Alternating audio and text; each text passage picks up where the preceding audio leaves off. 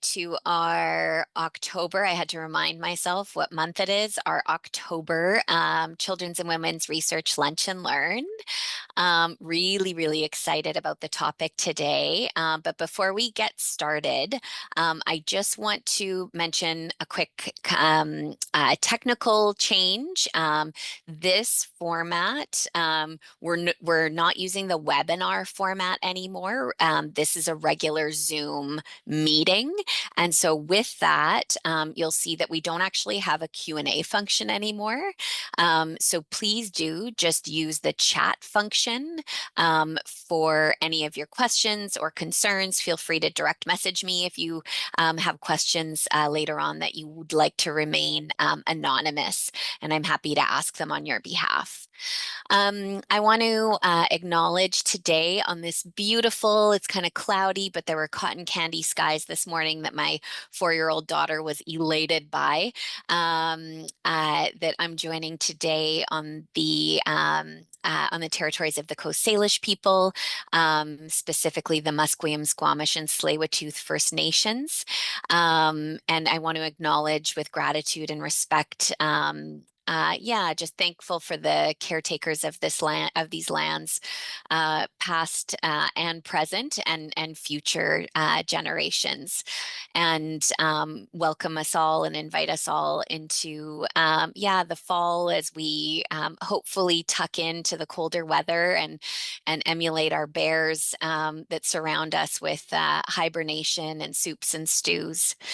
I am really grateful to be surrounded by some superstar research leaders. As many of you know, our co-host here, Shanlea Gordon, is joining us, Donna Bradley, Carola Munoz, and Sally Yu.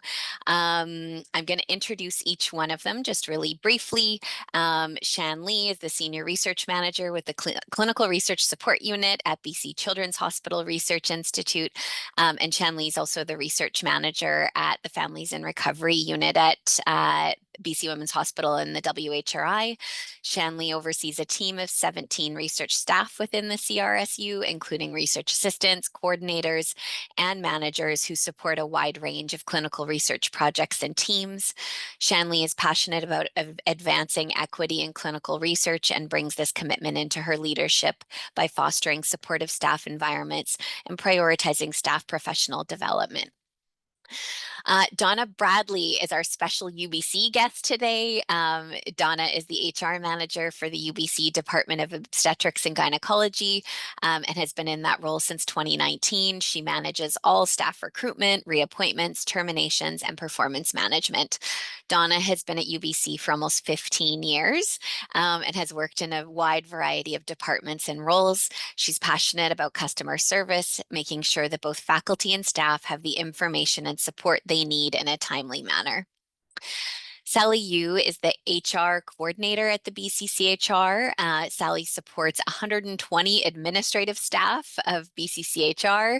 That's a large number, Sally, within day-to-day HR operations and recruitment, with the help of HR assistant. Sally is a CPHR candidate and passionate about fostering a positive and equitable work environment for all employees. Last but not least, Carola Munoz is the research manager at the WHRI, who oversees and facilitates research within ambulatory programs at BC Women's Hospital and Health Centre.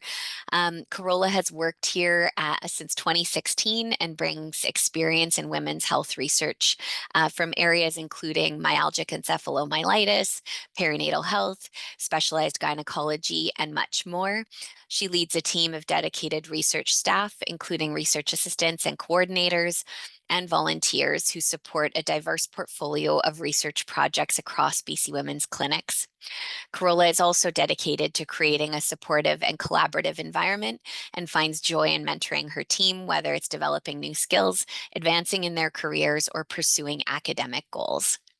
Welcome to all of you, and I'll pass the mic over to our presenters for who does what, clarifying clinical research roles at BCCHR and WHRI. And if you folks could hold your questions till the end, feel free to pop them in the chat, but we'll answer them all at the end of the presentation. Thanks so much. Thank you, Nicole. Thanks for that great introduction. And thank you so much, everyone, for joining us for our presentation this afternoon. We're really glad to be here today to help unpack something that can at times confuse even the most seasoned research staff at Children's and Women's, which is the different student and staff clinical research roles that we have and how they differ from one another. Slide, please. Before we start, the presenter team would also like to take a moment to gratefully acknowledge that our work at BC Children's Hospital Research Institute and the Women's Health Research Institute takes place on the unceded, traditional, ancestral, and occupied lands of the Coast Salish peoples, specifically the Musqueam, Squamish, and Tsleil-Waututh Nations. And we're very grateful for the opportunity to live, work, learn, and unlearn on these sacred lands. Slide. By the end of this session, you should be able to identify and differentiate between the various clinical research roles available at BCCHR and WHRI, including volunteer, student, and paid staff roles. We will also walk through the various volunteer programs available to researchers at Children's and Women's, including eligibility criteria, how the programs are structured, and how to access them. And finally, we hope that you will gain insight into how the roles and responsibilities differ or evolve across positions, including with paid staff roles. I also wanted to take a moment to add that the roles we're focusing on today are quite specific to the Children's and Women's clinical research environment, where we primarily hire through PHSA, UBC, and at times SFU. And we're hopeful that today's presentation will be informative for investigators or staff at Children's and Women's who may be hiring research staff, but also for staff or trainees interested in learning more about the roles and opportunities that are available within our research community. And with that, I'm going to turn things over to Carola. Slide. Thanks, Shanlea and Nicole, for starting us off. I just want to let folks know that I am handling the slide presentation and also presenting. So if it takes me a sec to unmute, or if I am still on mute and talking, let me know. So I'll start us off with this presentation by reviewing the volunteer engagement opportunities that are commonly used within our institutes and that we use to basically recruit and onboard volunteers. So as mentioned before, we're lucky to have Donna Bradley here to talk about UBC volunteer programs, including the Flex program. We'll talk about Spark through WHRI, Inspire at BCCHR, and the Children and Women's Volunteer Resources. Just as a reminder, when engaging our volunteers, one of the purposes of engaging them is not only to get help and support with our research projects, but also for their development, to give volunteers opportunities to build new skills, explore careers in research, and also gain experience for future employment or educational pursuits.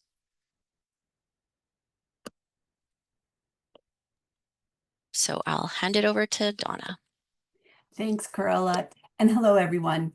I'm going to talk to you today a bit about engaging volunteers through the UBC system, as we have our own policies and procedures on doing so. Next slide, please.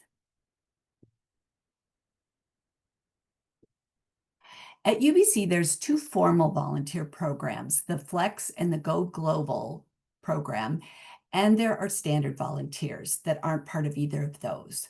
These individuals have expressed an interest in volunteering with a particular PI and approach them about volunteering on their project. Next slide. Standard volunteers make up the majority of our volunteers in the OBGYN department. Flex is the Flexible and Enhanced Learning Volunteer Program for undergrad medical students. The table inset on the right is an example of the various time commitments and time of year those programs are offered for first, second, and fourth year med students. Interested students should contact the course manager, Nikki Giannopoulos, for more information, and you can find that by just Googling UBC Flex program. You'll notice that it doesn't look like they have a volunteer plan for third year. I'm not exactly sure what that's all about, but I think maybe it's because that's their first year that they're in hospital and probably they've got enough on their plates outside of volunteering. Then there's the Go Global program. That's for international students to volunteer as a global ambassador to other international students. That program is to help those new to living abroad and attending university and give them a community to hone new skills and settle into campus life and community. Next slide, please. Remember to do my own next slide. The OBGYN department limits our volunteer program to current UBC students. The process typically involves a student that reaches out to a PI or supervisor because they're interested in getting involved with a particular research project. Volunteers can start at any time of year, and there's no specific intake dates. Time commitments are typically 8 to 12 weeks and should be limited to 1 year. If you do have a volunteer that wants to work longer or your project is lasting longer and they're willing to work beyond 1 year, just let me know, because we just assume that they're going to end at 1 year or whatever date you've told me. UBC students are covered by UBC's general liability insurance plan, but you can get additional insurance. There's a cost to it by the PI if the volunteer will be traveling or if it's deemed there are additional risks while volunteering. For more information about that, please see the UBC Safety and Risk Services website for more information. When a volunteer assignment ends, you also want to make sure that you've canceled access to any shared mailboxes, returned any access badges or equipment, anything like that, as you would with any employee. The orange box to the right on the screen outlines the 3 forms required to engage a UBC volunteer. Once you've filled those out and the volunteers signed those, you send those to me, and preferably I'd like them before the volunteer starts or near their start date. Some volunteers may be required to have a criminal record check done if they haven't already done that as part of their course program, like med students. Once I have the completed forms, I send the volunteer and their supervisor a thank you note email, as well as the volunteer guidelines, so that the volunteer is also fully aware of the program guidelines. Next slide, please. The 3 documents I mentioned on the previous slide ensure that the volunteer has acknowledged and signed off on understanding UBC's respectful environment, that they are understanding that it's an unpaid volunteer position, and they signed a confidentiality agreement. Please remember that volunteers are not to be used in place of paid staff and are not to be financially compensated in any way, but their contributions should be recognized both formally and informally. The volunteer engagement can be terminated at any time due to things like the project ending early, or if the volunteer is unable to continue to commit their time, or any particular reason. We ask that you do familiarize yourselves with the volunteer guidelines to protect the volunteer, yourselves, your research, and the university from liability. If you have any questions, please take a look at the UBC OBGYN website at obgyn.ubc.ca, where you can find the Engaging Volunteers section under the Staff Resources tab across the top, and then look at the Human Resources section. Thank you.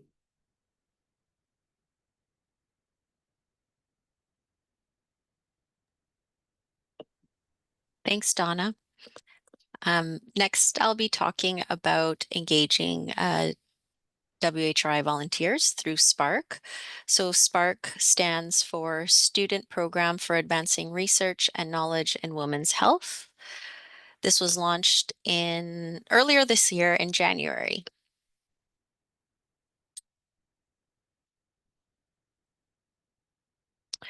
So what is SPARK? SPARK is a collaboration between the Women's Health Research Institute and the Women's Health Research Club at the University of British Columbia. It is a volunteer program that is designed to connect post-secondary students and trainees with opportunities in women's health research. And it basically works by matching student volunteers with WHRI member-led projects.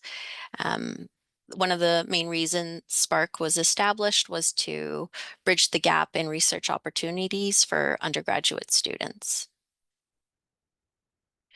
So who is the Spark program for? It is open to all BC students, mainly tailored to undergraduate students and those who are at a max of 2 years post-graduation from an undergrad degree. And in the case of summer or online research projects, Spark welcomes applications from BC students who may be completing their degree in a separate province or country. And of course, it's also open to faculty who are WHRI members. So if you're interested from a student or WHRI member perspective, the process is pretty simple. So students typically are invited to complete a survey.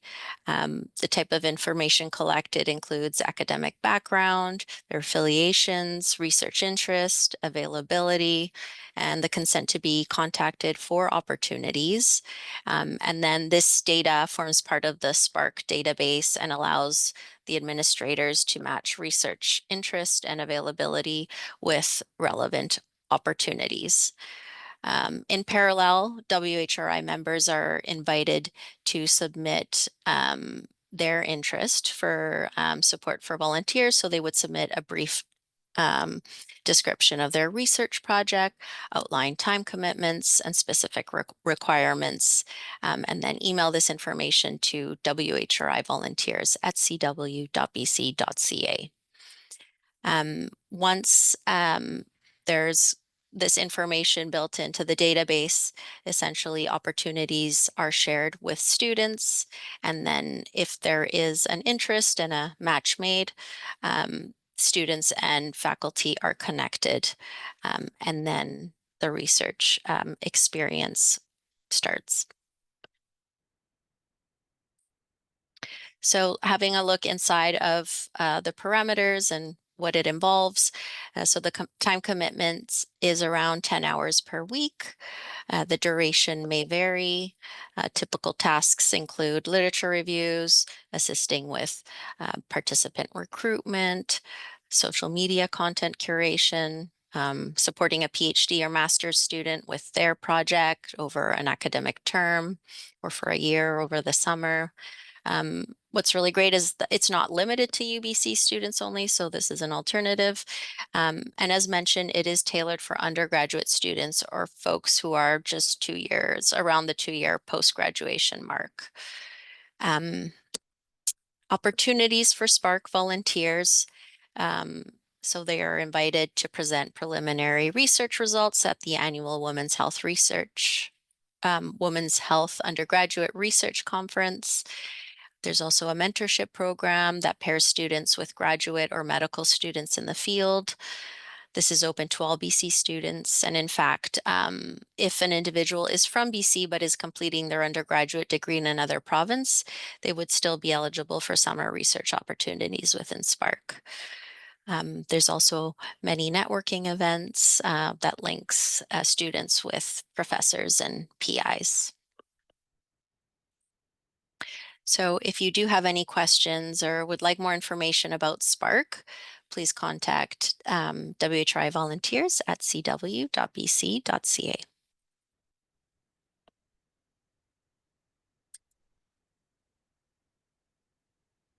Great. Over to you, Shanlea.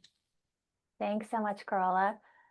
So next we're going to speak about the INSPIRE program, which is BC Children's Hospital Research Institute's unpaid undergraduate research trainee program, also referred to as our volunteer program. Slide, please. So INSPIRE stands for the Integrated Student Program in Research Education. With INSPIRE, undergraduate students are matched with research teams in various pediatric health-related research areas. Similar to Spark, INSPIRE is open to all post-secondary students as long as the student is available to complete on-site work.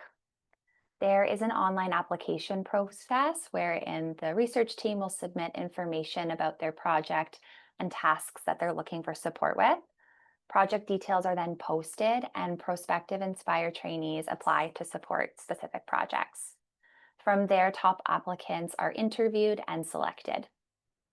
Mentorship and having that one-to-one time with a project mentor is a large part of the Inspire program, as the goal is to provide a meaningful experience for both the trainees and the research teams. The project mentor is often a BCCHR investigator, but can also be a paid staff member like a manager or research coordinator. And there are a number of workshops and networking opportunities for Inspire trainees each year. So for this upcoming academic year, for example, we're hosting an informed consent discussion workshop in a few weeks. And in early January, a workshop on how to conduct a qualitative interview. And in the early spring 2026, another workshop on how to write an effective resume for a job in clinical research. Slide. The intake period runs over the summer from June to early September. However, I want to asterisk this and add that it's not too late to join, especially if you're a mentor looking for Inspire trainee support on a project. We often have an overwhelming number of Inspire applicants each year that we're really keen to match. So please feel free to reach out to us at any time. The term for Inspire runs throughout the academic year from September through to the end of April. But there are opportunities to keep your Inspire trainee on later, like throughout the summer. So that is an option as well. The expected time commitment for Inspire trainees is 4 to 6 hours per week. As Donna mentioned a little bit earlier, we're all committed at BCCHR to making sure that volunteers aren't taking on the work or expectations of paid staff. So to keep the time commitment around 4 to 6 hours a week, we feel keeps things fair and manageable.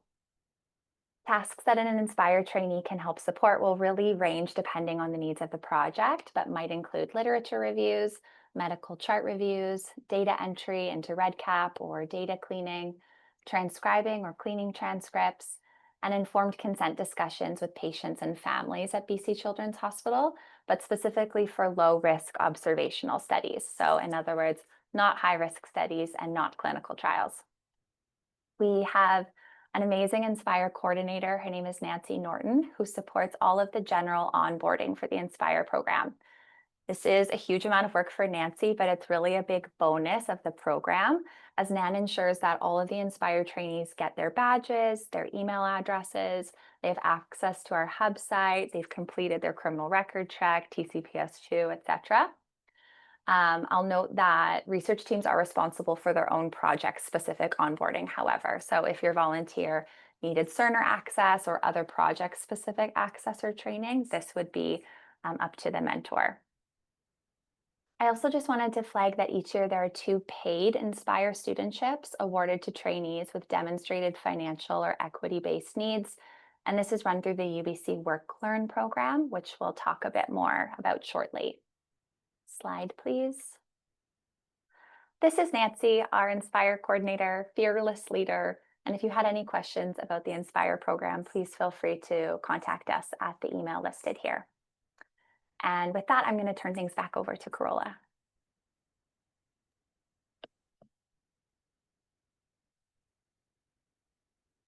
Thanks, Shan. I'm going to chat about the Children and Women's Volunteer Resource Program.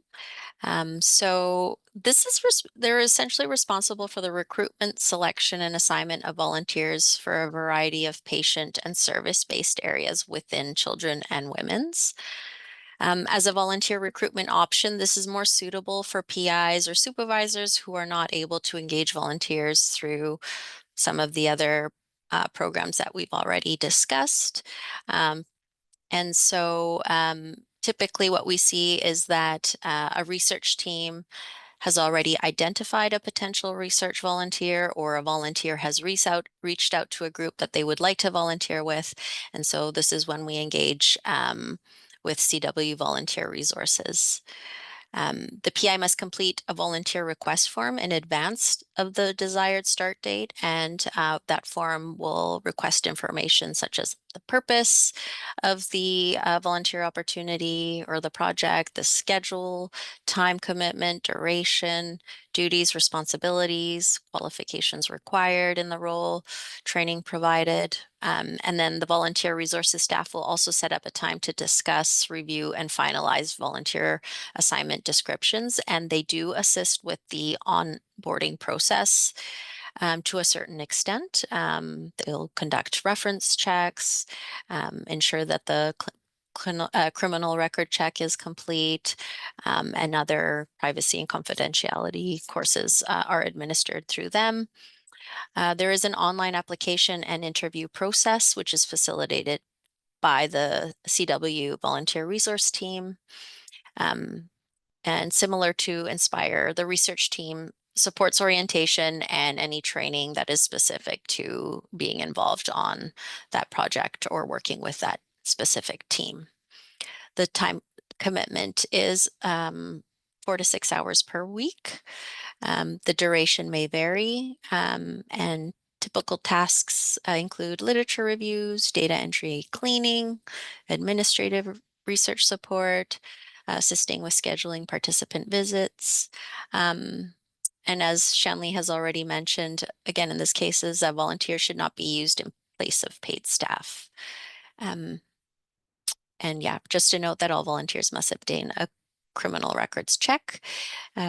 Contact information for the CW Volunteer Resource Program is listed here. And yeah, if you have any other questions, I'm also happy to answer them. Okay, so next we'll start talking about the student and trainee roles at CNW in clinical research. So there's 6 of them listed here that we'll talk about. Next slide. So first is the UBC Work Learn. So this program supports and subsidizes meaningful work experiences on campus by providing mentorship opportunities, developing professional skills, and applying discipline-specific knowledge. It's divided into 2 terms. There's the winter term, which runs from September 1st to the end of April, and the summer term, which is from May to the end of August. And during the winter term, students can work a maximum of 10 hours a week, with a total of maximum of 300 hours for the entire term. And for the summer term, it's a maximum of 20 hours a week with a total maximum of 300 hours for the term. To qualify to be a UBC Work Learn student, you have to be a current UBC student, and they cannot be in any other student work programs. The hourly wage can vary from $18 per hour to $23 per hour. It depends on what the job is classified as, and some categories the jobs are classified into are like project worker, project assistant, research professional. And basically how the process works is that the PIs have to submit a proposal through their UBC home department, and if WorkLearn approves the position, then they get a portion of their salary reimbursed by WorkLearn, which is $9 per hour. Typical responsibilities for UBC WorkLearn in clinical research includes working as part of a research team to support clinical research study. So this could be tasks such as conducting literature reviews, meeting patients and families to complete informed consent or study visits, collecting data, and analyzing and presenting findings. Next slide. And then we have co-op students. So these are opportunities for students for industry work experience and to build their resumes while helping to finance their degree and also get credits for their degree. So you get credits towards your degree for participating in the co-op work term, and usually students are working part-time and not taking any classes.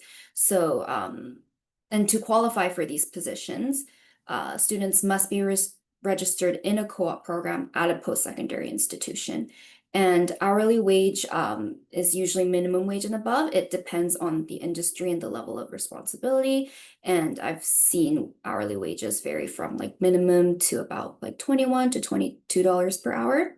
And typical responsibilities would be working under PIs, program research directors, or research managers to assist in clinical trials.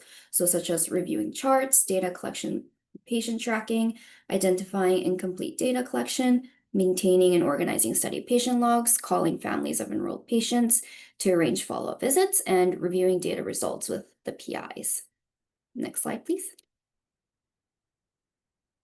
And then we have the UBC undergraduate academic assistants and the graduate academic assistants. So these roles are to support faculty members in work that is not directly related to the student's field of study or research or their thesis.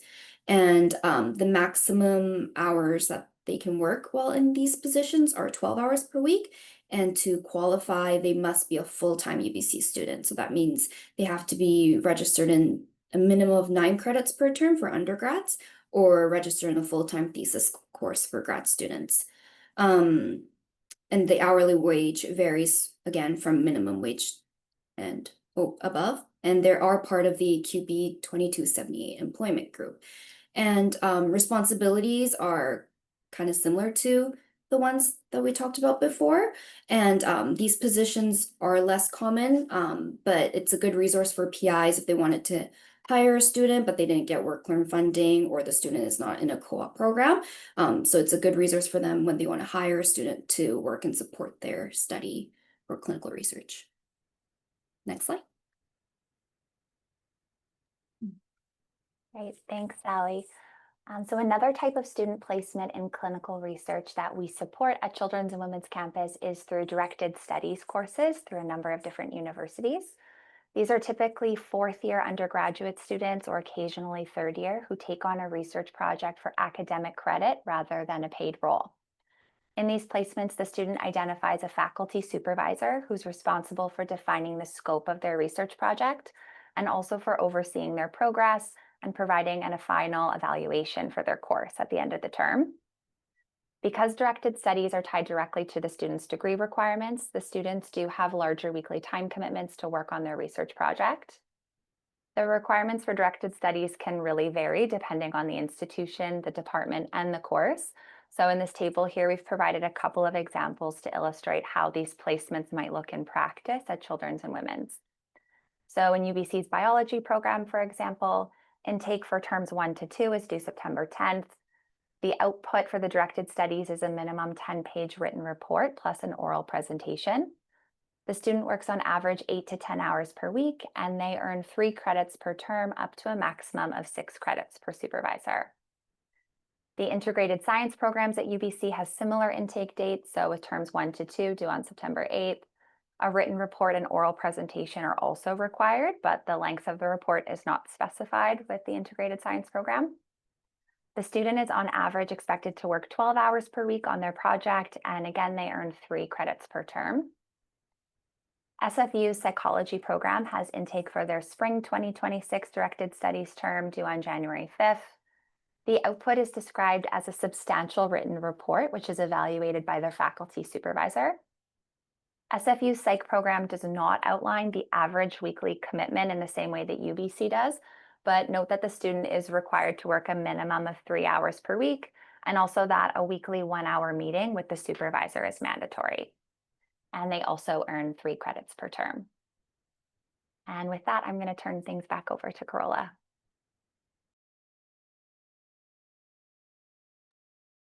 Thanks, Shanlea. I'm going to go review the UBC Master of Public Health Practicum as well as SFU.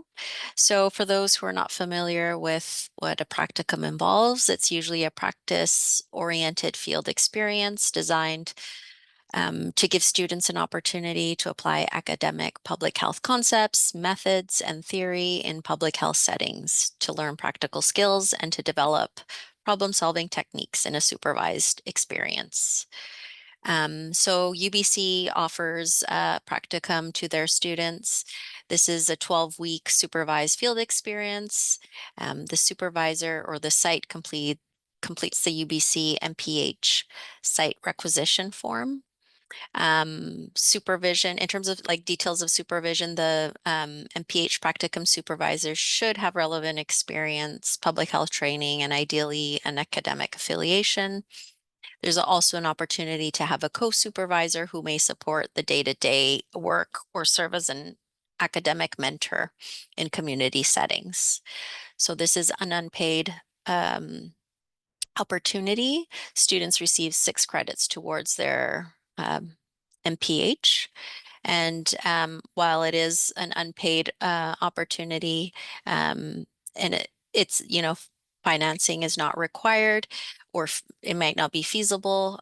If it is strongly encouraged. And yeah, you could give students a stipend or an hourly wage. So if funding is available, it's always welcome. So it integrates coursework with hands-on skill development and integrates the MPH core themes, for example, colonization and public health, ethics, statistics, KT, and leadership. So students are contributing to the institute or the group that they're supporting while meeting their learning goals. It helps them build confidence and explore career paths in post graduation. There's also a midterm and final student assessment that the supervisor must complete.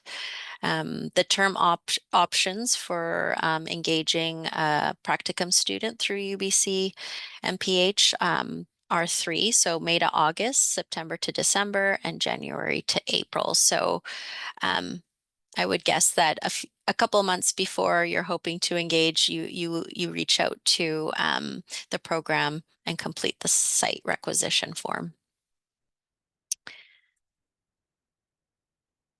So similarly, SFU also has a Master of Public Health practicum.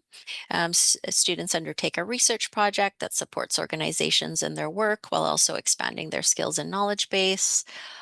All students undertake the practicum in the summer of their first year in the program, and the duration is 11 weeks. This is a full-time 5-day per week opportunity. Again, it's unpaid, but stipends or hourly wages are welcome if available. Students receive 3 credits towards the MPH, and there is a very detailed practicum guide that if you search SFU MPH practicum guide, it'll pop up online. So some of the key dates here, in January, students apply for opportunities of interest by submitting a cover letter, resume, and writing sample. And then February and March, the site preceptors select and interview prospective students for that, and then they start in May. There's also a midterm and final student assessment evaluations. For more information, here's the link, but you can also easily search that online. Okay, I think that concludes our volunteer section. And now we're going to switch gears and shift into the final part of the presentation where we'll discuss our full-time paid positions at Children and Women's. So we have research assistant, the clinical research coordinator or research coordinator role, and research manager roles. So we'll be differentiating between these most common clinical research positions that we hire into at our institutes. While still acknowledging that there are many research staff roles, for example, communications and knowledge translation, wet lab roles and support, data management, and statistical analysis, we won't be getting into those specific roles. So to start us off, we have research assistant, which we see as the study execution role. The RA provides support for a range of administrative duties that are pertinent to conducting and carrying out research activities. They may work on multiple research projects and teams, but are usually reporting to either the PI or the research manager, and will receive training and guidance and ongoing support from a research coordinator if they are also part of the team. So yeah, typical responsibilities would include chart reviews, data entry cleaning, literature searches and reviews, synthesizing information in preparation for reports or article submissions. They might be helping with transcriptions, participant recruitment, of course, preparing study packages, administering surveys or interviews with training, and also scheduling study visits, etc. So typically it's a full-time position, 35 to 37.5 hours per work week. Again, it's a full-time position, but the role might be supporting multiple projects or teams. Qualifications typically include, at minimum, an undergraduate degree, enthusiasm, some customer service experience is welcome, any clinical hospital experience, and ideally has some research experience. We say that because it really does depend on the research assistant role and the projects that they're supporting. They may not have direct experience in, for example, clinical trials, but if there's other research experience, that's super helpful. We see this as an entry position, and yeah. So PHSA has 2 job descriptions that we typically use to hire into these roles at our institutes. So there's the research project assistant um, and at WHRI, and they each have their job code up here. The salary range is 3. UBC also has the RA Tech 2, which is equivalent to our roles here. We didn't include the JDs as they're very tailored to specific research groups and roles, so they vary greatly, and there are multiple JDs. I'll hand it over to Shan. Thanks, Carola. So the clinical research coordinator role is typically the next step up from a research assistant. While research assistants are often more focused on study execution and are very patient-facing, as Carola mentioned, coordinators are also often responsible for study implementation and may be tasked with setting up studies from the very beginning. This is one of the big differences and jumps in the role from RA over to coordinator. In terms of typical responsibilities, this may include coordinating contracts with UILO, initial research ethics board submissions, and program utilization forms or other institutional approvals necessary for study startup. They may also coordinate study finances like paying invoices or overseeing grants, guide and support junior staff or trainees like research assistants. Depending on the project, they might still also recruit participants themselves and also support overall project coordination, like ensuring project milestones and timelines are met. Coordinators report to either the principal investigator or a research manager, and they're also often the link between the PI or research manager and any research assistants and volunteers or trainees on the team. Carola and I are most often hiring these roles on our teams full-time at 35 to 37.5 hours per week, depending on the employer or employer group. In terms of qualifications, coordinators typically have prior experience with PHSA or UBC finance systems, and it's really helpful if they've also worked with the UILO contracts office, so maybe they've supported a data transfer agreement or material transfer agreement. Most have at least 2 years experience as a full-time research assistant before stepping into a coordinator role. And we want to qualify that this doesn't include part-time trainee roles like Inspire or Co-op, for example. We really like to see 2 years of full-time RA experience. Overall, this is considered an intermediate level position, one that bridges hands-on research work with higher level project coordination and more responsibilities. Slide, please. Here we've highlighted 2 of the common coordinator job descriptions that we post with our research institutes through PHSA, and their job codes E02641 or E02031. Both are at a salary range 4, and the JDs can be found on the pod. Keeping in mind that with PHSA, we as hiring managers cannot easily make any changes to PHSA job descriptions. So if you are a job seeker, please always apply if you think that you have relevant experience and might be a good fit. And as Carola previously mentioned, UBC coordinator job descriptions really vary, just like with the RAs, and are tailored based on the investigator and the specific project. With UBC, the job title is not always necessarily reflective of the specific role. We sometimes see roles with UBC, for example, called coordinator positions, but they have RA level responsibilities. But UBCHR is very diligent with placing the correct responsibilities with the correct salary grade. So you will often see a research coordinator with coordinator level responsibilities at UBC placed in an RA Tech 4 category, or with M&P Research and Facilitation Level A, just depending on the project and responsibilities. Slide, please. Okay, the research manager role represents the next level in career advancement. While coordinators focus on study implementation and project coordination, research managers also provide strategic oversight and often study design support. So guiding not just individual projects, but often entire programs and labs. They often also facilitate collaborations or relationships between investigators, other research institutes, and universities. One of the distinguishing factors between a coordinator and a research manager is that research managers supervise direct reports, such as research assistants and coordinators. They're responsible for key human resource functions, including interviewing, hiring, and training their staff.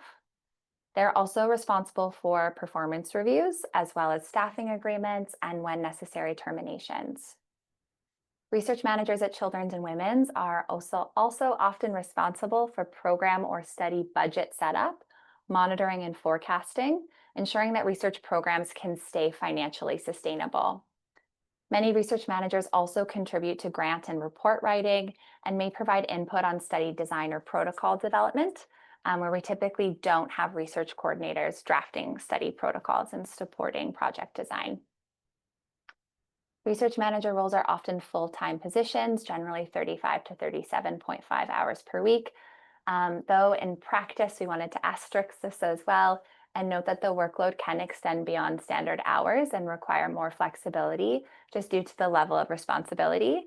And both UBC and PHSA acknowledge this and do have different ways of managing this within their human resources departments. In terms of qualifications, research managers typically bring HR, project management, and finance experience within the clinical research context, along with a graduate degree or equivalent level of experience, plus at least 2 years of experience in a full-time coordinator role. I also wanted to add here that when we were putting these presentation slides together, we just discussed internally that research manager roles are often filled internally at our site. Institutional knowledge and experience at Children's and Women's Hospital campus is very unique and really highly valued, and it can be a strong foundation for moving into a research manager role. So overall, this is an experienced, more advanced level position, combining leadership, operations, and research project management expertise to support both the scientific and the administrative success of research programs and labs. Slide, please.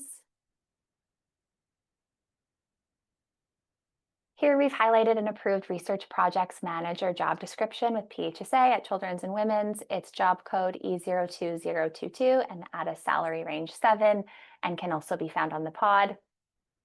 And just like we already mentioned, research manager JDs with UBC do really vary, but are often placed with UBC's M&P Research and Facilitation between levels A and C, just dependent upon the project and responsibilities.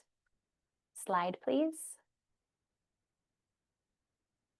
Carola and I also wanted to briefly highlight for those who might be looking to hire research assistants or research coordinators on a part-time basis at Children's and Women's.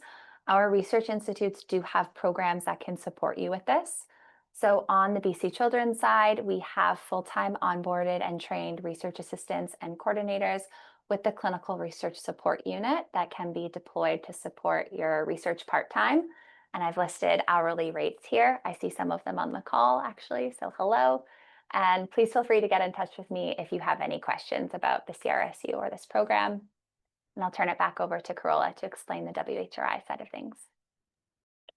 Thanks, Shanlea. Yeah, just similarly, if you're looking for full-time, part-time, or hourly research staff support, please feel free to get in touch. We do offer within our health service delivery team part-time or hourly support via RAs or RCs.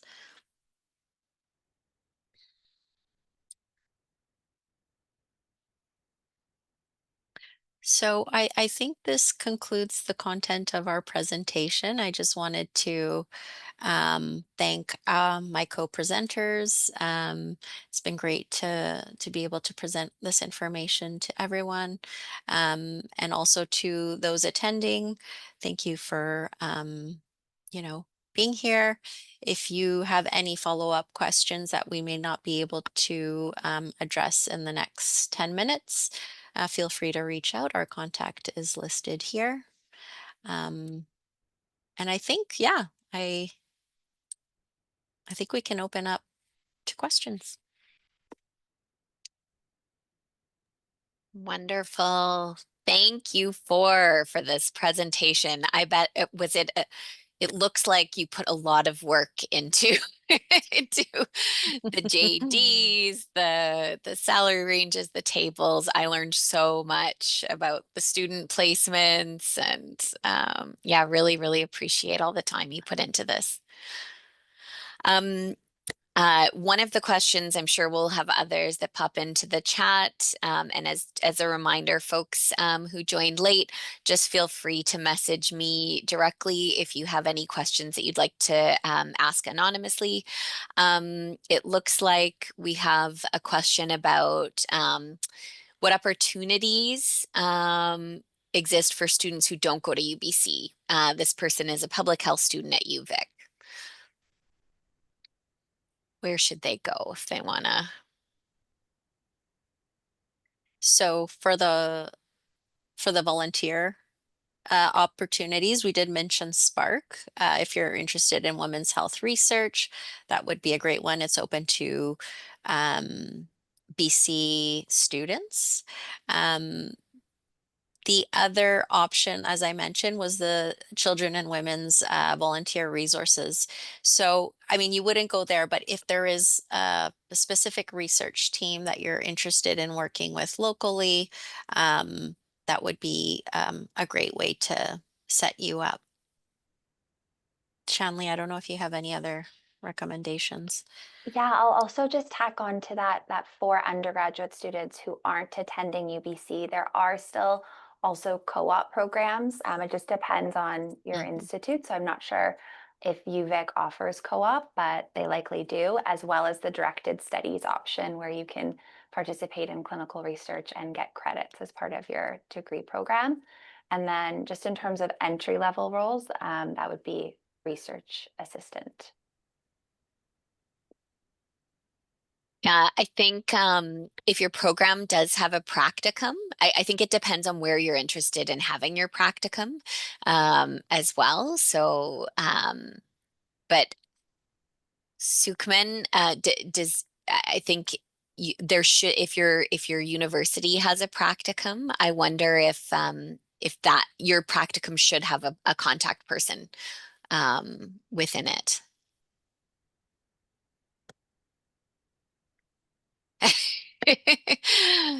Great question, Rebecca.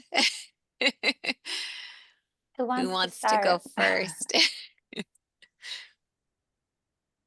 I can go ahead since it's been a while since I've had to talk. What do I like most about my job? Interacting with people, which, since COVID is, well, even before COVID, because we're all in different locations and I'm not at BC Women's and mucking around with a lot of our employees, but I really like connecting with people and, taking them like over to the side if they've got questions or they want to drill down into like possible jobs or whatever, and I'll just have a little one-on-one with them. I like to do that.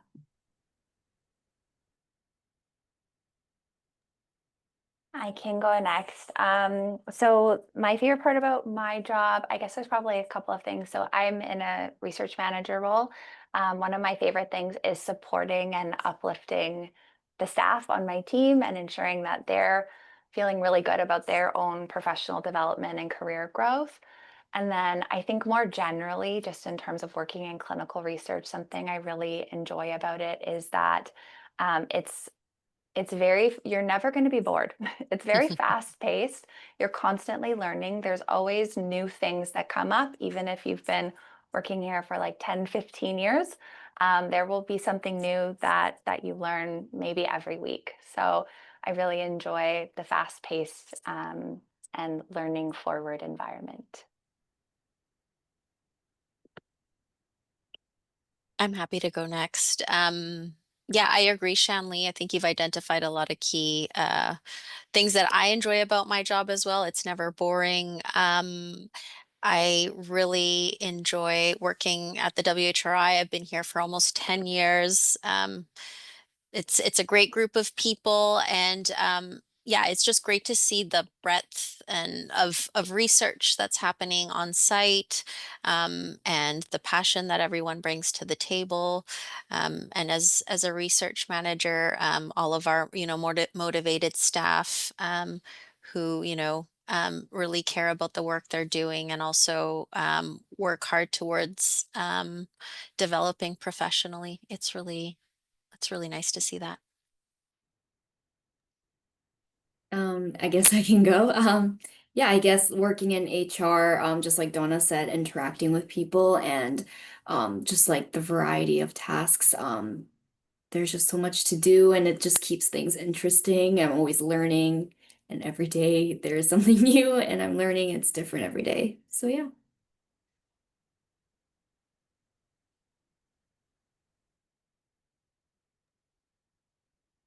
I have a question for you all, maybe just a quick answer from each of you. One of the things I think Carola and Shanlea you've highlighted is the importance of like experiential knowledge on campus and doing some of this work. What are other sort of tools, resources, courses that you've seen be really effective in terms of those, the supporting professional advancement?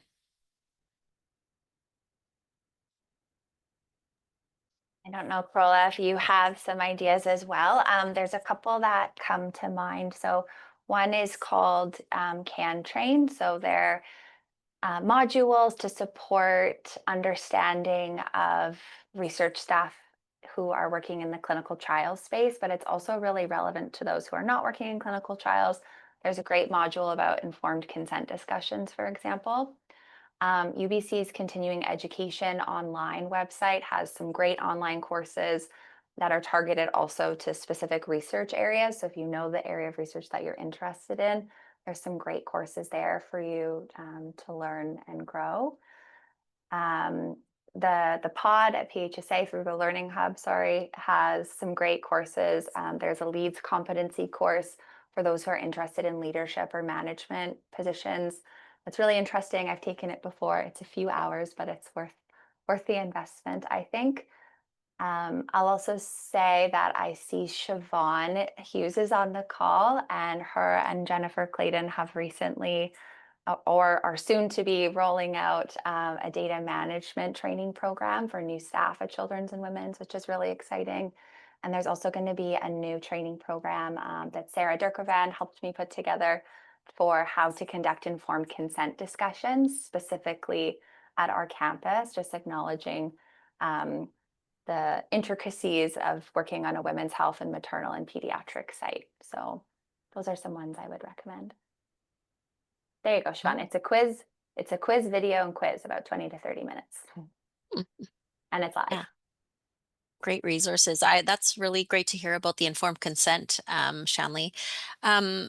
Yeah, I would also, there's great training, like for folks who are unfamiliar with REDCap.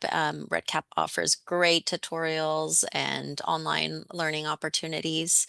And also through our WHRI website, we have a whole resource section for researchers and staff where you can access information just on like, things on like how to submit RPIFs, who to contact. It's all very clear. Our stats series through WHRI, our lunch and learns. These are all really great opportunities for staff to learn about what other people are doing or learn about processes, which, they can apply in their day-to-day work and which are directly relevant to the work we do on campus. So I would really highly recommend reviewing some of those materials. Thanks, Carola. Yeah. Sally, Donna, anything that comes up for you before we close off?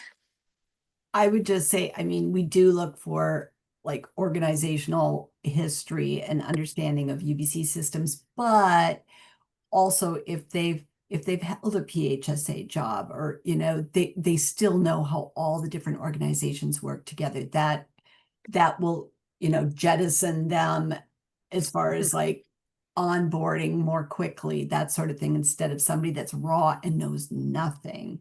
So we look for that too. And it really depends on the job, what we're looking for. I think everyone covered everything.